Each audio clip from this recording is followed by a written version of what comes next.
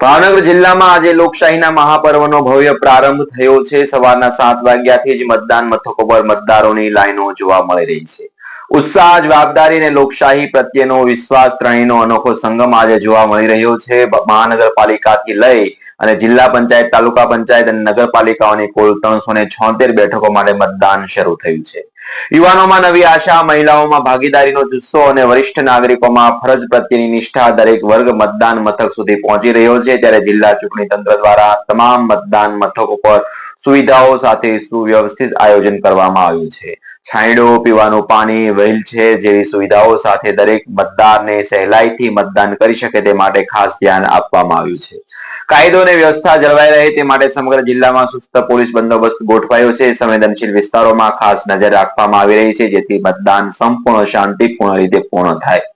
આજનો દિવસ માત્ર મતદાનનો નથી, આજનો દિવસ છે પોતાના હકનો ઉપયોગ કરવાનો, પોતાના ભવિષ્યનો નિર્ણય કરવાનો। ભાવનગરની જનતા હવે પોતાના એક એક મતથી આવતીકાલનું નેતૃત્વ પસંદ કરી રહી છે અને એ જ છે સાચી લોકશાહીની સૌથી મોટી તાકાત। નમસ્કાર।